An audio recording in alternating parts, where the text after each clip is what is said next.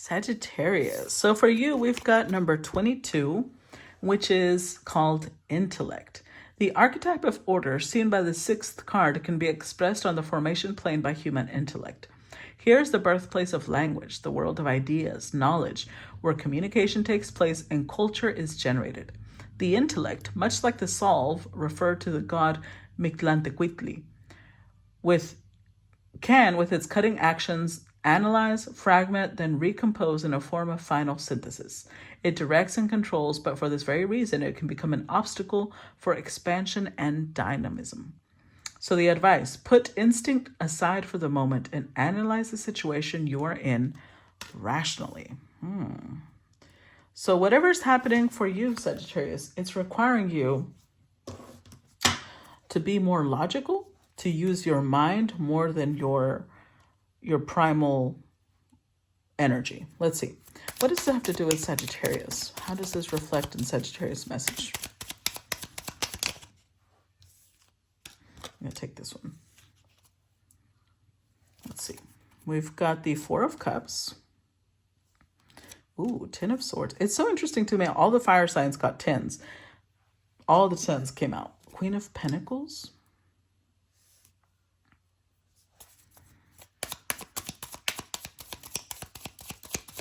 It's the message for Sagittarius. The Three of Wands.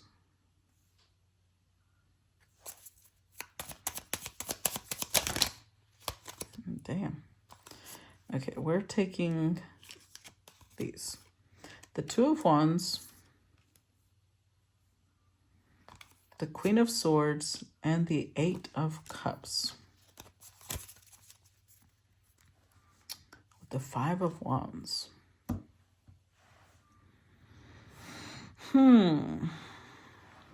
Interesting. Very, very interesting. So right off the bat, we're starting off with the Five of Wands. And as you can see, this is somebody who is lighting a spark, right? So some sort of fire is being lit within you, Sagittarius. However, because of the overall message, there's some sort of clarity required. There's some sort of, I just realized I'm including, there we go. These are the cards. There's some sort of clarity that's required for you to not create blockages, because Five of Wands is it can be tension as well. But whatever this is, you're very passionate about it, but it's like you need to approach it very carefully. And this is really positive because with the Four of Cups here, I can tell that you've been feeling a little bit of ennui. You've been feeling a little bit of something here has been pretty stagnant for you. You've reached a level of contentment, but whatever road you've been traveling up until now, you've gone as far as you can go on it. Because not only do you have the Four of Cups, or you're feeling kind of, life is getting kind of blah, but also the Ten of Swords is here, which, speaks of a pretty solid ending. And it might even feel a little brutal because it is the Ten of Swords, but this ending is also transformation. All the other tens speak of transformation. And here is the first one where we truly see the full moth, because there's a level of finality. There's a level of complete transformation. And the marigolds, this is the flower connected to, El Dia de los Muertos. So it's a true death, but it's good for you. It's going to be something really positive, even if right now you might not see it because you're kind of like, yeah, everything's the same. But the ending is going to bring you some sort of really fantastic thing. Because I honestly think that you want to grow. But the reason you're being told to use your logic is possibly because when you're in an emotional state, you get really stagnant. Like you start really, I think that you get really bogged in fear of leaving behind what is familiar. Because at the Queen of Pentacles, whatever this change is that's happening in your life, You have the opportunity here to become somebody really able, skilled, influential, securing yourself, having the ability to cope in the material world without worrying about anyone or anything. But if you allow the fear of failure to stop you, because here you're facing a moment of climbing a ladder, right? If you notice, there's no flowers around her. To be able to harvest something, she's got to climb. And if you allow the fear of falling and failing to stop you, then you start spiraling into like victim mentality of like, oh, I don't know, like you get really uncertain, you start hesitating a lot. You can get really you start showing greed, and you become more of I'm trying to, I don't want to say this in the ugly way, but you become more a consumer of other people's resources instead of a creator of your own resources. And this is important because something is ending because you're being given the opportunity to create for yourself. And this is something that's going to be exciting, but you would need to get out of your emotions to be able to grasp this opportunity. Because look, the Queen of Pentacles is followed by the Three of Wands. That's Aries Sun energy. Followed by the Two of Wands. That's Aries Mars energy. So you're being encouraged to strike out on your own. You're being encouraged to really pay attention to what's around you. Like all this Aries energy, because we are in Aries season, right? That's why I started with fire signs this time around. Aries season just began, and you've got two cards here that indicate that you're going to get this pulse, this surge of vitality, a surge of energy. Right now is the time for you to use that energy wisely. It's time for you to show that you don't really need other people. You could partner with other people, possibly. I'm not saying you can't work with anybody else, but what I mean is if you've been dependent on others to take care of you in some way, right now is the time for you to gain a good measure of independence. And the 3 and the 2 make the 5. So it's like exciting, but you've got to take advantage of the energy right now, because if you get all up in your emotions, this energy will eventually dissipate. So it's like a match is being struck and lit under. it's what's it called? There's a fire being burned underneath you. Are you going to use that heat, that energy, to move, to strike out on your own, to create something for yourself, to become independent? Or are you going to become an even stronger consumer of someone else's resources? Because maybe this is you getting evicted. This could be you breaking up with the partner that was the provider. Whatever this is, you're going to feel right now a surge of energy,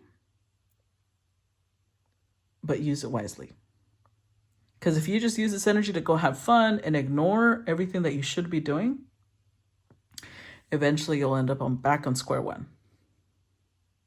If you just become dependent on someone else all over again, you're just going to keep going in circles. You're going to feel like, well, I'm not growing. Well, because you're not using the energy correctly. Because something else that this tells me is that you see this image. This is very much the image of a revolucionario in Mexico, someone who, fought with like Pancho Villa and people like that to create the independence of Mexico.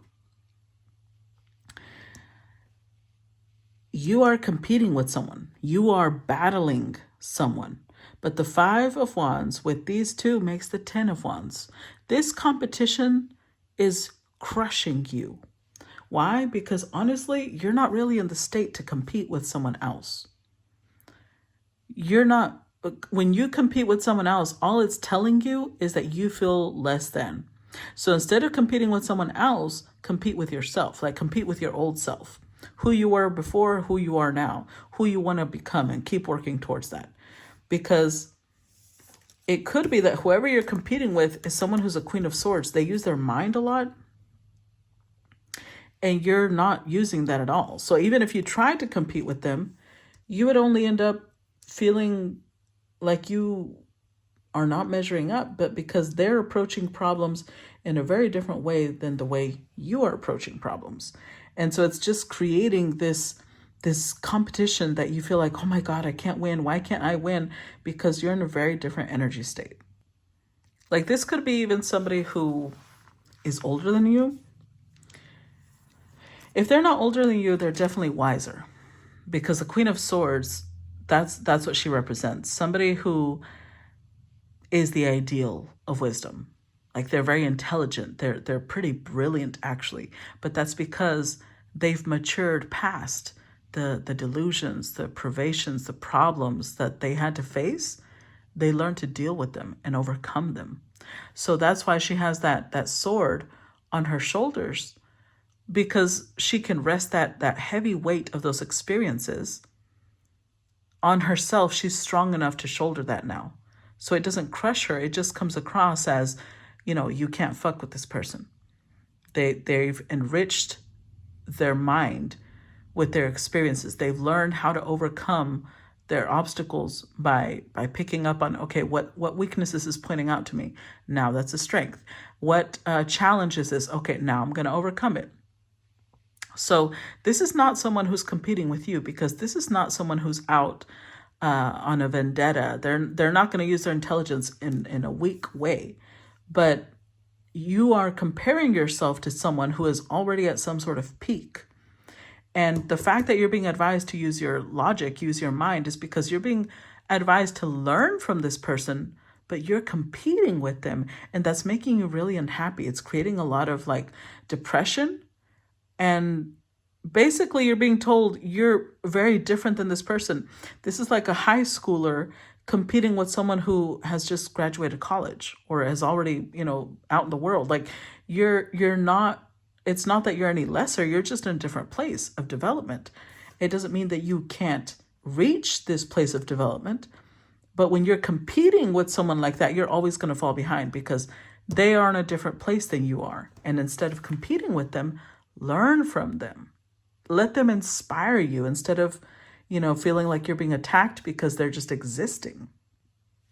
And then the Eight of Cups just kind of rounds that up, because you're going to face a moment where right now you're going to feel a surge of energy. You can either use this surge of energy to compete, or you can use this surge of energy to transform. That's up to you. Because the Four of Cups doubled is the 8. So you're either going to double this and learn to walk away. Like you're going to reach a breaking point is my point.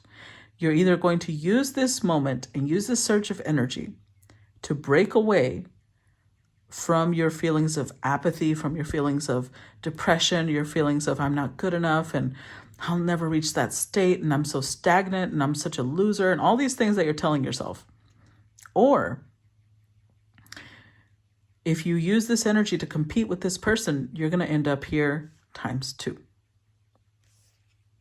Like the depression is only going to grow because you're not using this energy wisely. Whoever this person is around you is most likely meant to inspire you. They're most likely meant to help transform you. But you're your emotions instead of using the logical side of yourself. The fact that this is telling you to step away from your primal self, this person could trigger you. There's something about them that triggers you.